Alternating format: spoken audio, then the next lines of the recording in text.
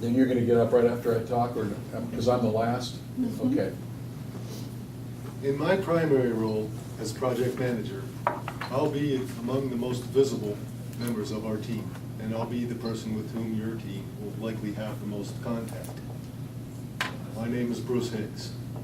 I would like to say how happy we are for this opportunity. Beyond contractual topics, which Bill will address, I'll be directing the day-to-day efforts of those before you, our supporting staff, and all of our sub-consultants.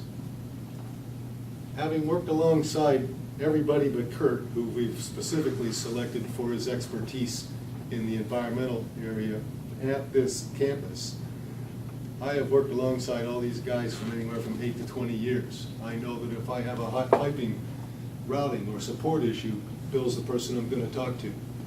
I know that if for energy modeling, Jim's spreadsheet will give us the answers that we need for a working solution. As orchestra leader,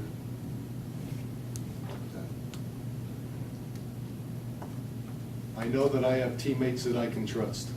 This allows me the freedom to perform my manager duties and also to participate in the technical discussion on chilled water systems, which is the area of expertise that I bring to the team. Next. At the beginning of a project of this magnitude, there are many stakeholders.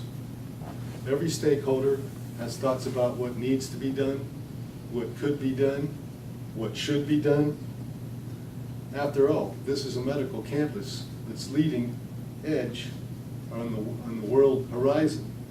Everybody is excited to expand the utility infrastructure to support the long-range development plan.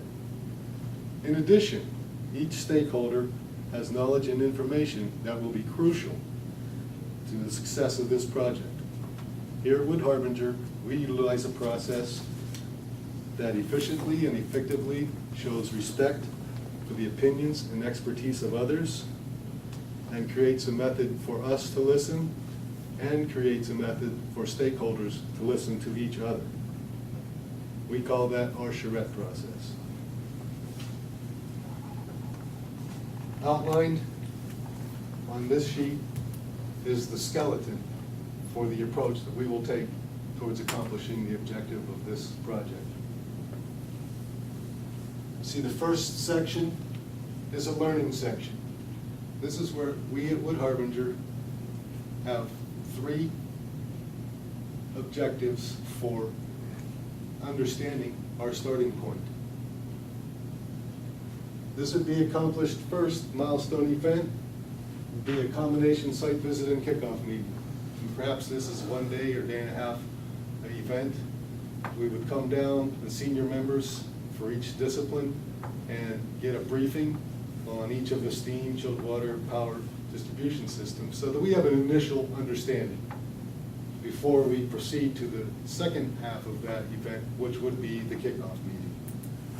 We would recommend that we invite the core, what we call the core team members. This would be representatives from plant operations and maintenance, probably many of you, facilities design and construction, administration from the health system, and possibly one representative from the financial aspect of this plan. The objective of the kickoff meeting would be to establish the remaining stakeholders. We need to identify who needs to have input into this plan, who wants to express an opinion, who has an idea on how things ought to be done. We want to listen to them all. So we have outlined in this box those people who potentially are the key stakeholders. In the learning process, we have 3 things that we want to accomplish.